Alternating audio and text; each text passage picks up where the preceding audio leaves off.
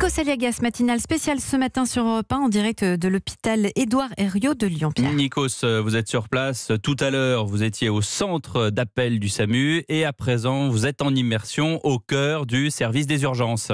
Oui Pierre, nous sommes aux urgences et nous continuons notre périple. Nous sommes en immersion avec Mélanie Gomez. Il se passe beaucoup de choses, même pendant la nuit. Bonjour docteur Karim Tazarourt, c'est vous le patron ici, le chef de ce service?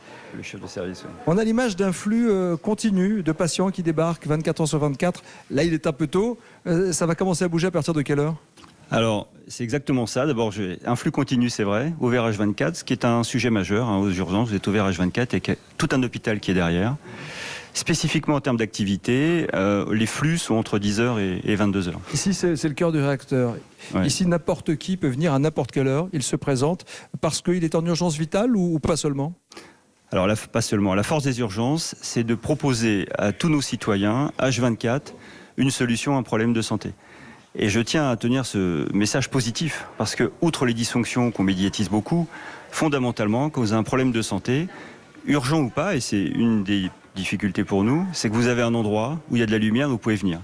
Un service d'urgence n'est rien sans son hôpital, donc en fait c'est un hôpital qui se consacre à l'urgence. C'est ça aussi, j'insiste, un service d'urgence, c'est pas isolé au milieu de nulle part. C'est pas seulement l'endroit où on attend pendant des heures. Bien pour sûr passer que non. Radio, en fait. Et de facto, c'est un baromètre ou un thermomètre de toutes les dysfonctions de notre système de santé. Et de la société française aussi. Et de la société. Et on fait face à deux défis d'adaptation. Mélanie Gomez. Oui, on entend souvent que les urgences sont engorgées, qu'il y a trop de monde. Est-ce qu'on vient pour rien aux urgences? On sera renvoyé si on vient pour un petit bobo? Bien sûr que non. Alors, on voit de manière évidente que, de facto, depuis 30 ans, il n'y a pas que de la médecine d'urgence qui vient au sein des services d'urgence. Vous voyez quoi comme mot en particulier? La moitié de nos patients relèvent de la médecine aiguë. Vous avez une douleur intense qui peut entraîner un risque vital ou fonctionnel, vous venez aux urgences, c'est normal. L'autre moitié, c'est du soin non programmé.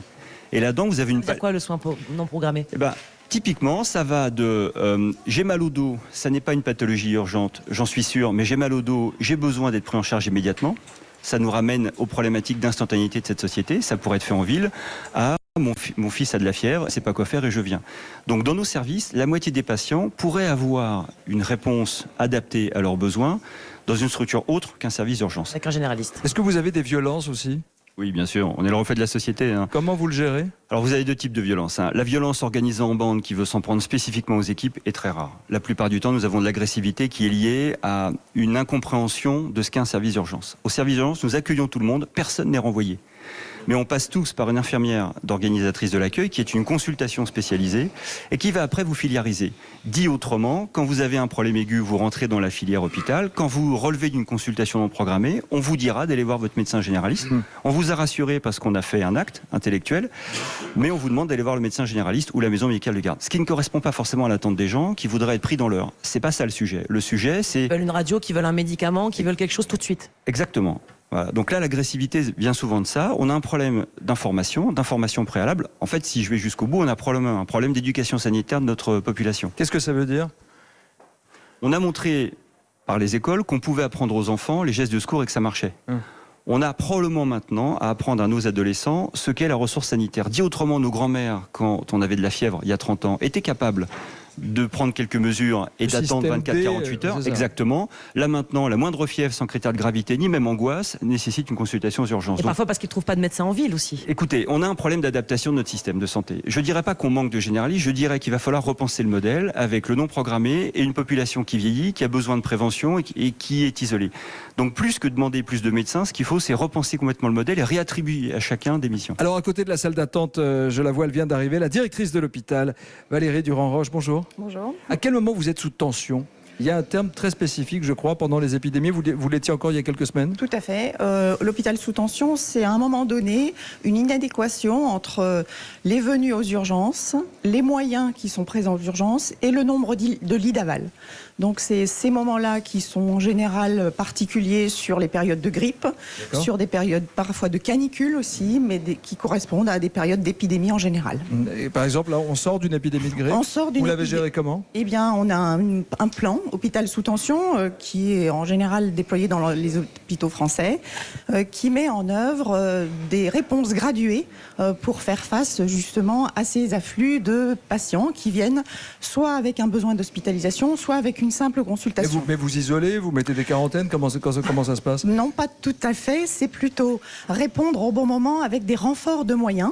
On rappelle les gens qui sont en vacances. Alors, on a des processus de rappel, mais aussi on essaye de prévoir avec un plan en amont des périodes où on va avoir plus d'effectifs, que l'on va aussi payer en plus, et aussi d'avoir un volume de lits d'aval supérieur par rapport à notre fonctionnement normal. Est-ce que vous vous préparez aussi à des scénarios d'attentats, par exemple? Alors ça, c'est autre chose. Oui. C'est ce qu'on appelle les plans blancs, qui sont les dispositifs en parallèle de ce qui est déclenché au niveau de la préfecture, qui sont le moyen en intra-hospitalier de répondre à la demande d'un afflux de victimes. En très peu de temps. En très peu de temps, puisque nous devons, selon les objectifs, répondre en moins de 30 minutes pour accueillir les urgences qu'on appelle absolues et aussi accueillir les urgences relatives qui doivent être aussi triées à l'entrée de l'hôpital après un pré-tri en extra-hospitalier qui est effectué par le SAMU ou les pompiers dans le cadre des dispositifs présents. Docteur, est-ce que vous pouvez nous présenter un petit peu vos collaboratrices ou vos collaborateurs? Je sais pas, on sort quasiment d'une vacation de nuit. Ça se termine à quelle heure? Vers 8 heures, là, ils vont rentrer chez eux. Pour les médecins, la relève va être à 8 heures avec la transmission de la garde et donc un staff entre les médecins qui quittent la garde et les médecins qui arrivent. Où sommes-nous là précisément? Là, vous êtes dans l'unité d'hospitalisation courte durée. Ceux qui sont là, ils ont travaillé 12 heures au moins. Exactement. Alors, je vois des jeunes gens qui travaillent visiblement à côté de vous, professeur. Alors, bonjour, vous appelez comment? Sérifane Et Tanoa. vous avez 28 ans. Vous êtes docteur? Oui. Je vois que vous avez un stéthoscope autour du cou. Vous venez d'arriver ou vous terminez votre vacation? Non, je finis là. Je finis. Vous étiez là depuis quelle heure? 18h30 hier. Qu'est-ce qui s'est passé cette nuit? Eh bien, plein de patients sont arrivés, dont une des dernières qui a 92 ans. Et en fait, voilà, qui est arrivée sur un mode de vomissement, une détresse respiratoire. Bon, finalement, ça s'est plutôt bien passé. Donc, on a pu la stabiliser. Mais voilà, toute la nuit, ça a été un petit peu comme ça. Des doutes diagnostiques initialement. Et puis, avec Combien de patients vous avez vu cette nuit et de tout type, j'imagine? Honnêtement, je ne sais pas trop. En général, c'est plutôt plutôt une quinzaine, 20, ça dépend, des fois jusqu'à 30. C'est toujours l'imprévu en fait. Oui, exactement. Dans votre métier, vous ne pouvez absolument rien prévoir. Non. Uniquement l'horaire en fait. L'horaire de début, de fin. Pas de fin. Celui du début, oui, sûr. Et ça peut traîner un peu plus après. Ça peut traîner un peu plus selon ce qu'il nous reste à faire et selon ce qu'on veut finir, oui. Vous êtes très jeune. Pourquoi vous avez choisi de faire ce métier? Eh ben, pour la diversité et ouais, un peu pour l'imprévu aussi. Combien d'années d'études? Là, 11, 10. 11 années d'études. Et vous gagnez combien si c'est pas indiscret? Ça c'est plutôt indiscret. C'est plutôt indiscret. Mais oui, voilà, on a une base de salaire. C'est et parce puis que après, vous souhaitiez, j'imagine. Ça commence en bas du tableau. Moi, j'interviens en tant que chef de service. Les salaires d'assistance, c'est moins de 2000 €, 1008, et les gardes sont payés 250 € brut, la garde de 12 heures. Voilà. Donc, vous voyez que les salaires, c'est indiscret, mais dans le sens gênant. Le différentiel est terrible en fait. Ça, c'est un problème d'attractivité majeur en début de carrière. C'est un sacerdoce, j'imagine. Qu'est-ce qui vous plaît le plus dans votre travail? Au-delà de l'image du oui, on sauve des vies, on est content. La réalité, c'est quoi? Qu'est-ce qu'on apprend sur l'être humain? C'est quand même le contact. C'est quand même le contact, malgré des conditions quand même de travail qui sont pas forcément faciles.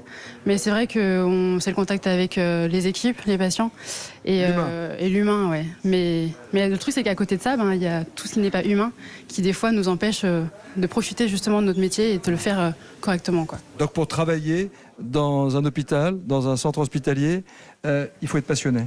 Plutôt, sinon, ouais. Sinon ça marche pas. Ça marche pas. Faut être passionné et patient. Merci docteur. Est-ce qu'il y a assez de lits? Combien de temps on peut rester aux urgences? Alors, vous posez deux questions en une, là. Ouais. Alors, on commence par laquelle? La durée moyenne de séjour aux urgences est un critère qui ne nous satisfait pas. Vous venez parce que vous avez 2 boutons sur la langue, et ça arrive. Objectivement, vous aurez un rendez-vous de dermato en ville à 15 jours. Je ne vois pas pourquoi ces patients se plaignent d'attendre 4 heures aux urgences. D'ailleurs, ils n'ont pas à être pris aux urgences. Ça, c'est le premier sujet. En revanche, vous avez un infarctus, vous devez être pris très vite en appelant le SAMU ou en venant. Donc, vous voyez que la durée moyenne de séjour, pour nous, n'est pas le bon critère. Après, vous posez le problème du nombre de lits et de l'adéquation entre les lits qu'on a et le profil de patient. Alors là où vous touchez du doigt une sensibilité, c'est que dans un CHU par exemple, nos services sont tous hyper spécialisés parce que c'est ce qu'on nous demande, mais la pathologie qu'on reçoit aux urgences est très régulièrement non spécialisée, polypathologique, âgée et ne répond pas stricto sensu à la spécialisation d'un lit. Le vieillissement de la population, vous le sentez Exactement. ici. En fait, ce vieillissement de la population est en train de nous ramener à la nécessité d'avoir des lits médecine polyvalente, ce qu'on avait naguère. Et ce qui, avec le développement de la médecine, c'est de plus en plus réduit pour la surspécialité. Donc, vous voyez, en fait, tout est une histoire de balancier. C'est quoi ces patients? Ce sont des personnes âgées qui ont personne qui s'occupe de chez eux? Ils arrivent ici pourquoi? Parce qu'un traitement ne va pas? Parce qu'ils sont tombés? Non, d'abord, vous avez les maladies chroniques qui s'acutisent et qui dégénèrent, le vieillissement. Et effectivement, dans notre hôpital spécifiquement, le milieu socio-économique environnemental génère de l'isolement. Vous n'avez pas tout à fait les mêmes pathologies aux urgences quand vous êtes à Versailles ou à Lyon 8e, très manifestement. Il faut être aussi un peu psychologue, professeur Tazarourt. Vous voyez, les qualités d'urgentiste, c'est l'empathie, c'est la disponibilité, la plasticité intellectuelle et technique, et en même temps, la vision précise des circuits patients. Donc c'est pour ça qu'un urgentiste, quand vous lui demandez comment marche la santé sur le territoire, il pourra vous le dire, parce qu'in fine, c'est le dernier maillon. Quand les urgences vont mal, tout va mal. Oui. Dans l'hôpital. Ouais. Alors là encore, message positif pour vos auditeurs, hein. Pas de sinistrose. En France, on a quand même la chance de pouvoir être géré correctement pour les pathologies aiguës. Notre problème en ce moment est l'accès aux soins non programmés, j'insiste. Donc pas de sinistrose. Les gens viennent aussi ici parce que c'est gratuit? Ou ils ont l'impression que c'est gratuit? Oui, alors ça, on a un énorme problème de sensation de gratuité des soins. En fait, il y a une dématérialisation de ce que coûte le soin et ce que le citoyen perçoit. Et ça nous pose problème. Effectivement, quand il faut payer, les gens sont surpris. Voilà, merci.